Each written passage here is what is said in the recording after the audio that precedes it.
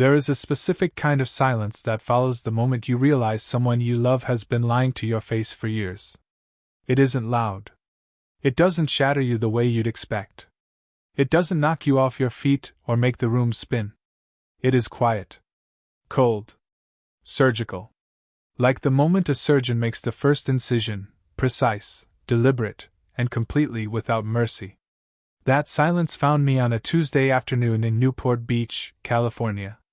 The Pacific was glittering behind floor-to-ceiling glass windows. The burlo in front of us cost more than my first truck. And the woman I had been married to for 12 years, the woman whose name was on half of everything I had spent 30 years bleeding to build, was sitting 2 feet away from me, speaking in rapid, flawless Italian, telling another man exactly how she planned to destroy me.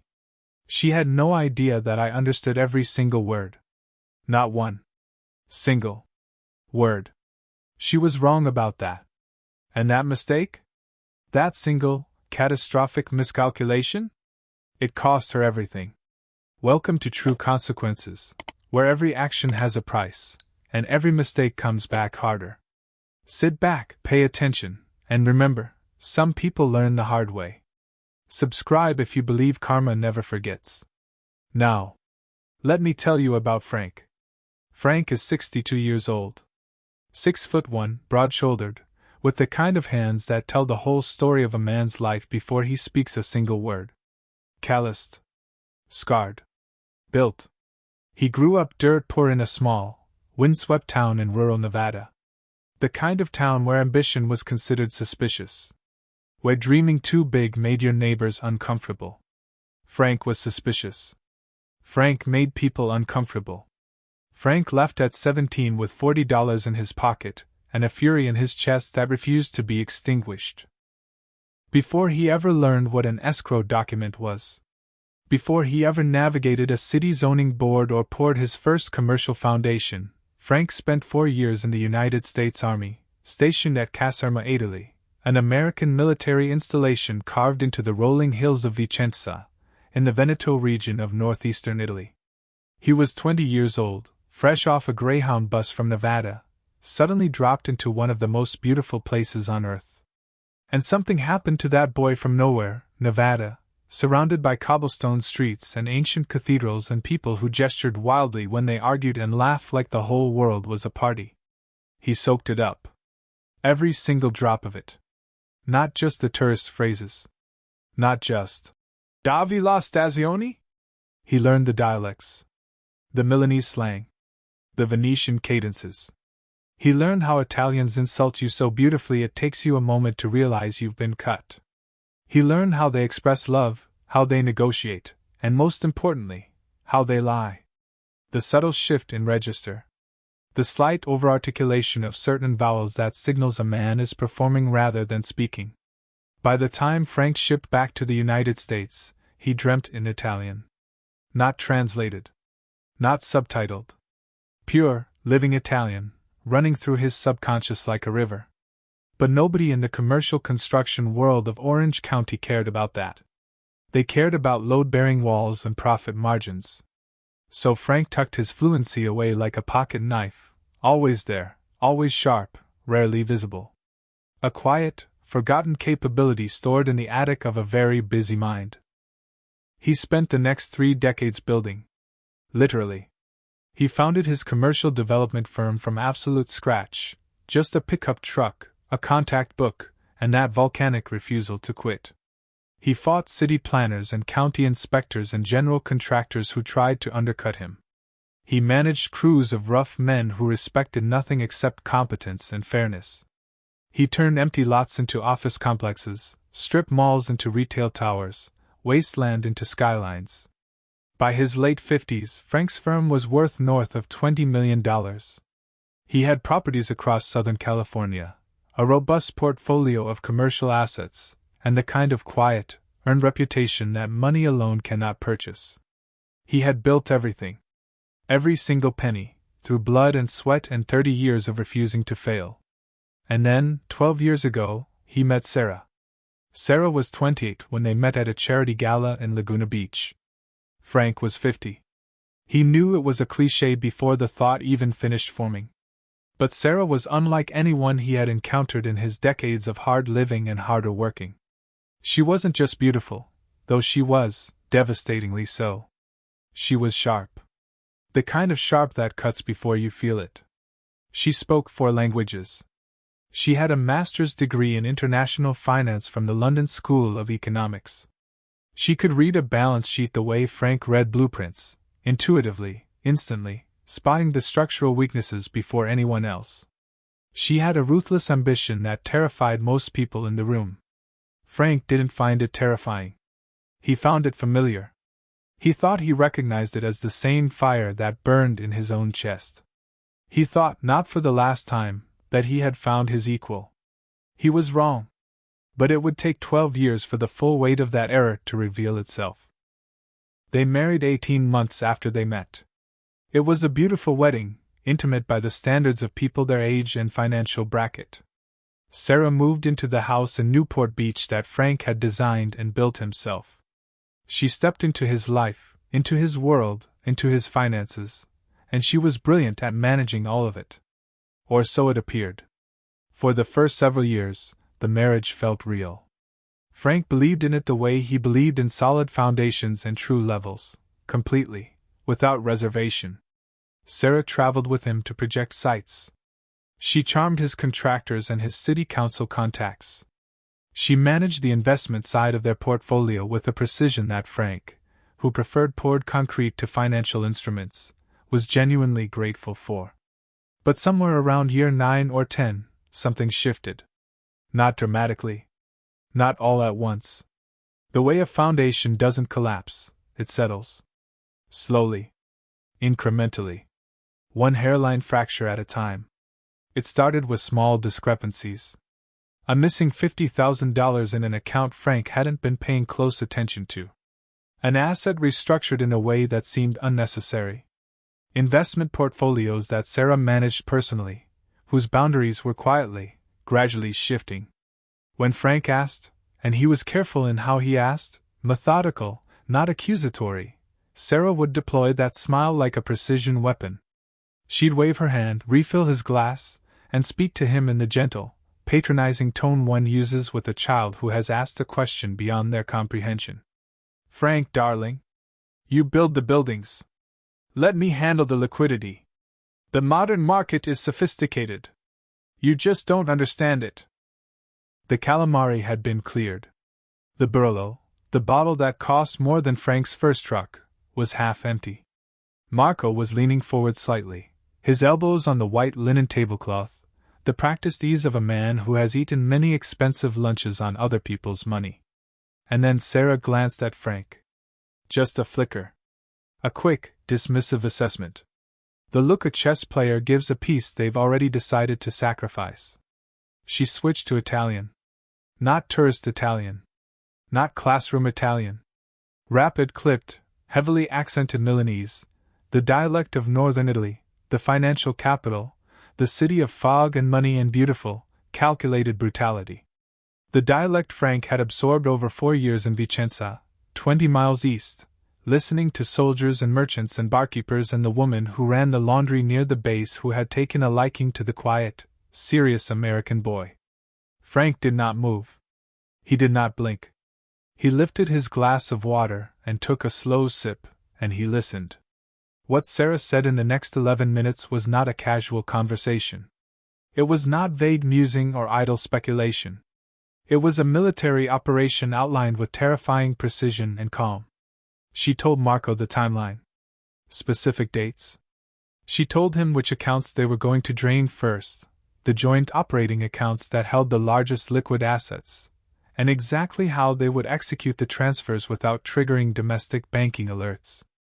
She told him how they planned to leverage Frank's commercial properties through a series of cascading refinances that would extract the equity and leave the assets mortgaged to their maximum threshold.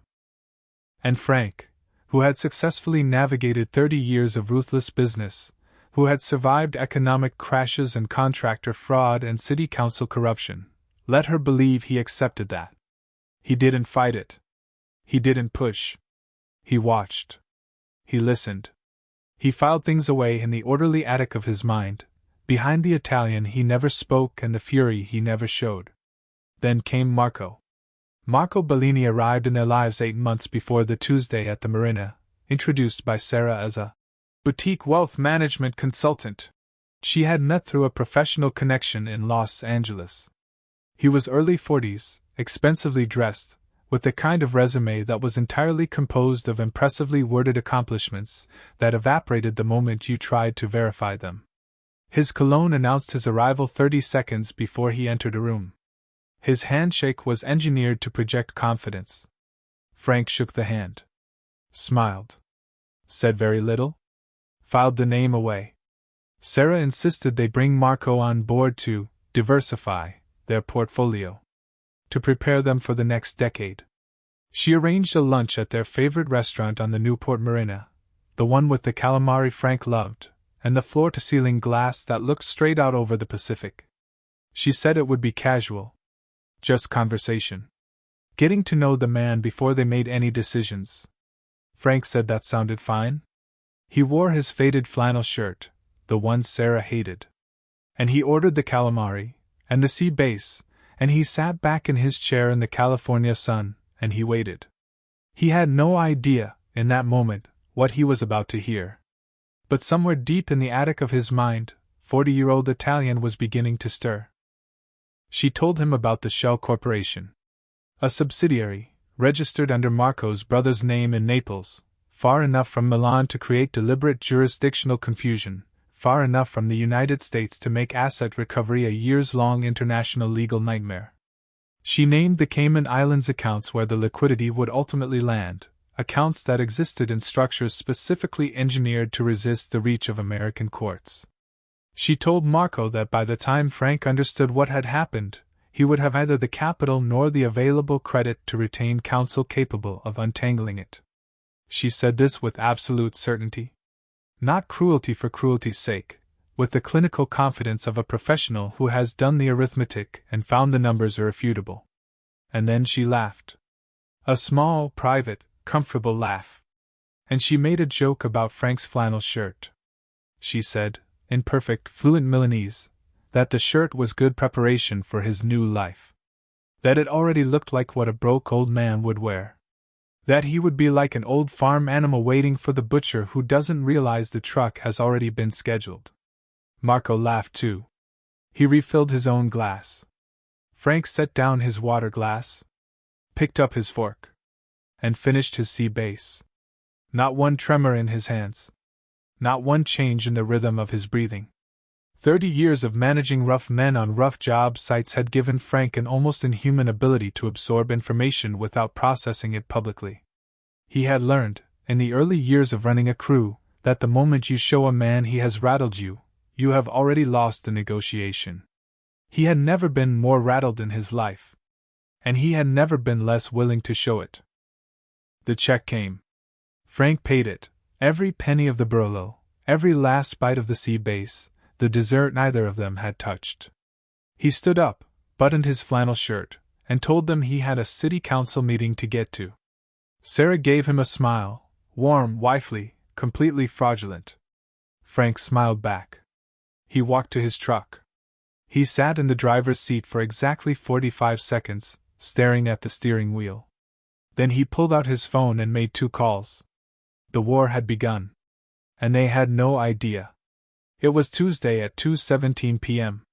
Frank sat in his truck and did the only kind of math that mattered, Sarah had said Friday afternoon. That gave him 72 hours, 43 minutes to dismantle 12 years of shared financial architecture, and rebuild it into something she couldn't touch. He didn't go home. He didn't call her. He didn't pour a drink or sit with the shock of what he'd heard. He drove. First stop, Arthur Feynman, CPA. Arthur had been Frank's forensic accountant since 1994. He looked like a mild-mannered high school chemistry teacher, soft-spoken, wire-rimmed glasses, the kind of man you'd pass on the street without a second glance. But Arthur could trace a single misappropriated dollar through 5 international shell corporations and 3 separate banking jurisdictions before his morning coffee went cold.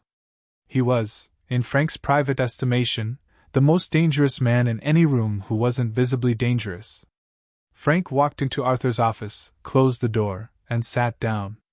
He gave Arthur the name, Marco Bellini. He gave him the brother's name in Naples.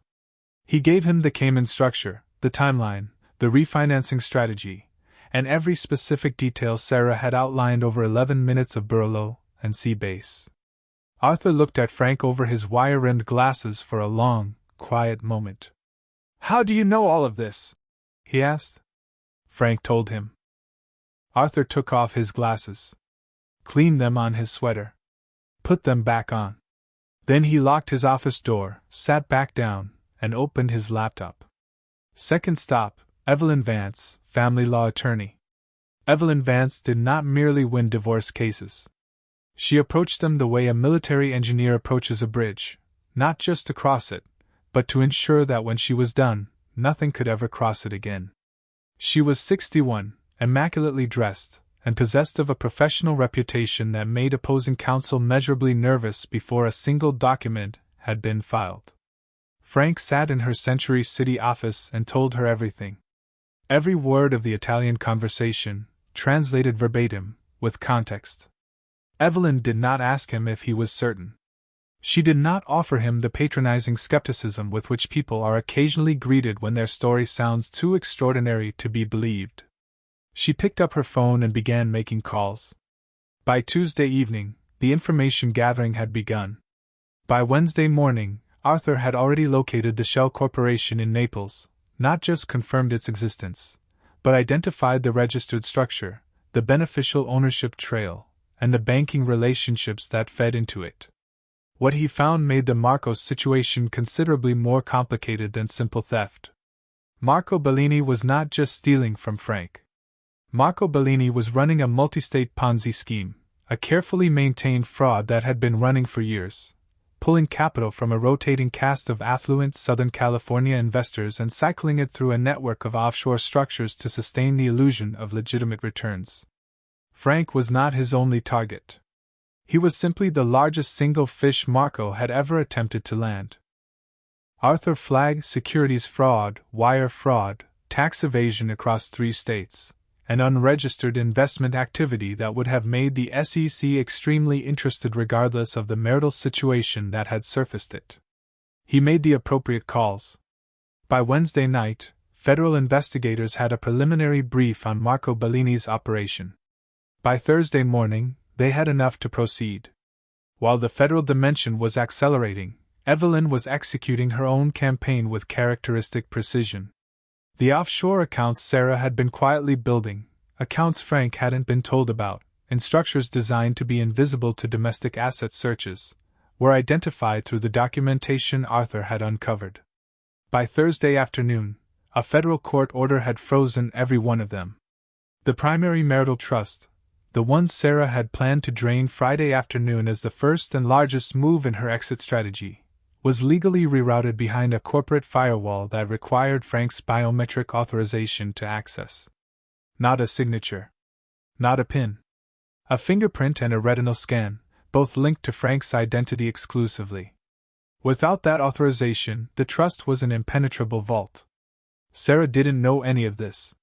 She was at home, living her normal Thursday, whatever that had looked like for the past several years when Frank wasn't paying the right kind of attention. She texted him to ask if he wanted chicken or pasta for dinner. He replied, "Surprise me." By Thursday evening, Frank's personal liquid assets had been quietly, completely, and legally secured against the approaching attack. The commercial properties had been restructured through a corporate entity that predated the marriage and fell clearly outside the community property framework Sarah had been counting on. The trap was set. The walls were in position. All that remained was Friday. Frank went home Thursday night and slept 8 hours. Friday arrived the way all reckoning days arrive, quietly, unremarkably, wearing the ordinary face of a day that doesn't know what it's carrying. Frank spent the morning at his office. He reviewed a set of architectural plans for a mixed-use development in Irvine. He had a call with a city council liaison about a permits issue in Anaheim. He ate a sandwich at his desk.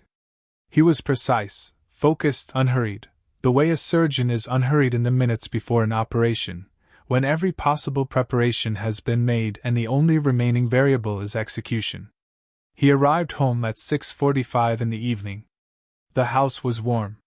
Sarah was in the kitchen, moving around with the easy grace of a woman who believed she was on the last night of a chapter she had written entirely on her own terms. She asked him how his day was. Her voice was warm, familiar, honey poured over razor blades. Frank didn't answer. He walked past her, into the living room, and set a thick manila folder on the kitchen island. The kind of folder that has weight. The kind that announces itself. Then he went to the cabinet, pulled out a crystal tumbler, and poured himself 3 fingers of bourbon. Neat. No ice. He didn't offer her any. He slid the folder across the marble toward her. She frowned. A small, almost imperceptible crease appeared between her brows. She set down her champagne flute. She had been celebrating something, apparently, in private, and opened the folder. What was inside? Arthur's complete forensic report on the Shell Corporation in Naples. The federal asset freeze notification on the Cayman accounts. The documentation of the rerouted marital trust. A preliminary criminal referral document bearing the names of federal investigators. Copies of Marco Bellini's SEC inquiry file. And a single, clean document from Evelyn Vance's office, the divorce petition, already filed. Frank watched Sarah's face with the same careful attention he gave to a structure under load, looking for the exact moment the stress exceeded the tolerance. It took approximately 3 seconds. The color did not drain from her face. It evacuated, suddenly, completely, like a city emptied before a storm. Her hands began to shake, a fine, rapid tremor that she was visibly, furiously trying to control.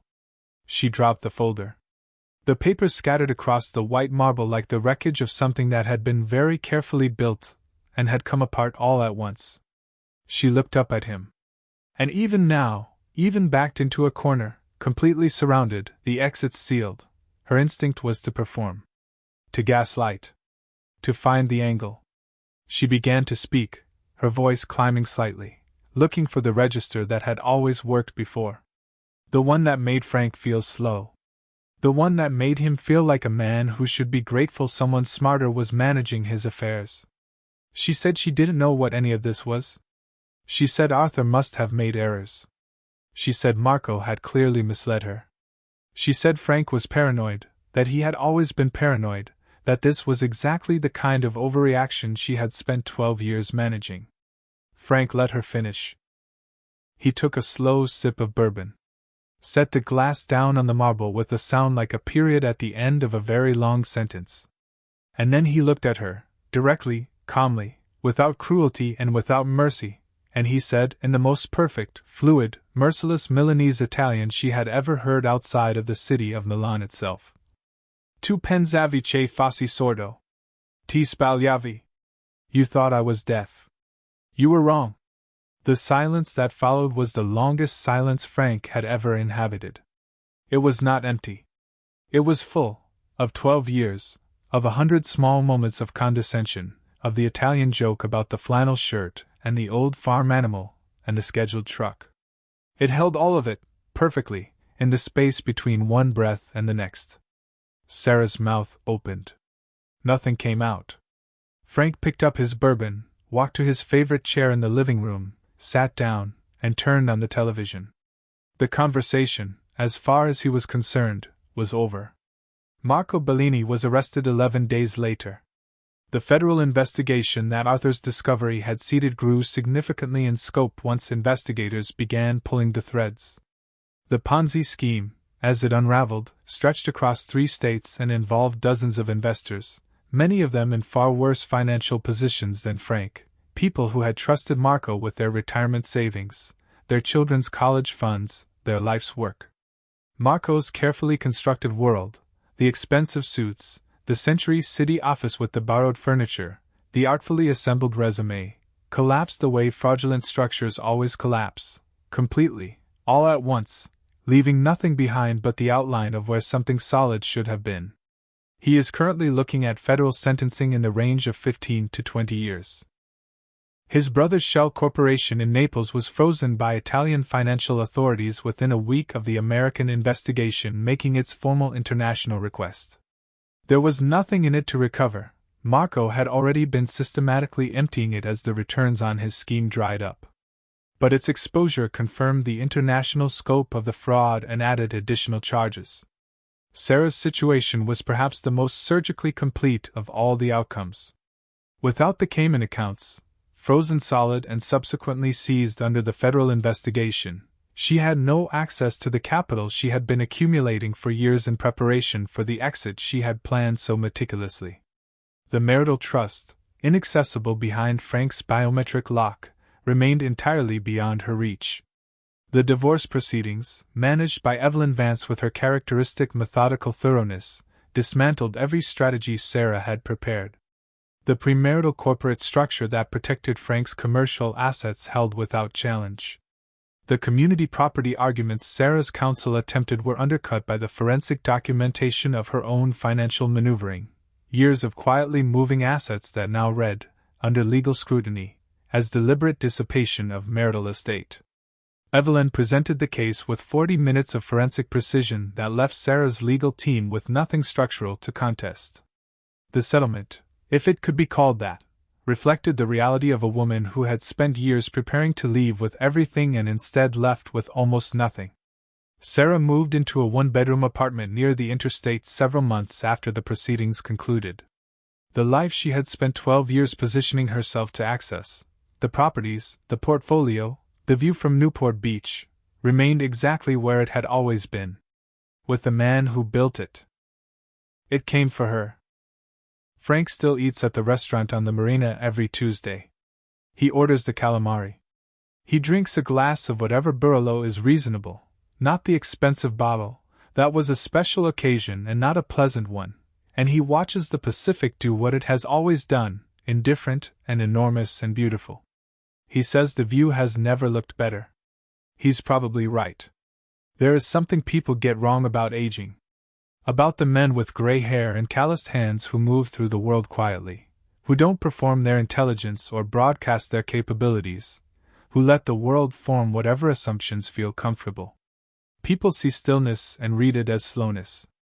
They see patience and read it as passivity. They see a man who doesn't react to provocation and assume he hasn't noticed the provocation. They make the oldest mistake in the long history of human miscalculation. They confuse restraint for limitation. Frank spent 4 years in the hills of northern Italy learning a language he would carry in silence for 4 decades. He spent 30 years learning how to read a room, how to absorb information without telegraphing his response, how to move in the dark without making a sound. Every single one of those years was preparation. He just didn't know for what. Getting older doesn't slow you down. It builds your inventory. Every hard year becomes a tool. Every skill filed away becomes a weapon available to the patient. Every language learned and never spoken becomes, in the right moment, the last thing your enemy expects. Sarah needed him to be the man she believed he was, the dumb, flannel-shirt contractor who built things with his hands and left the complicated parts to people smarter than himself. That man was a fiction she authored entirely in her own mind. The real man was sitting 2 feet away, listening to every word, saying nothing, and waiting. The butcher's truck she joked about never arrived. It was never coming for Frank. It came for her. If this story kept you listening until the end, and I think it did, leave me a comment below. Have you ever been underestimated by someone who thought they had you figured out? Have you ever held something back, a skill, a piece of information, a capability, and had it matter at exactly the right moment? Tell me about it. I read every single comment on this channel.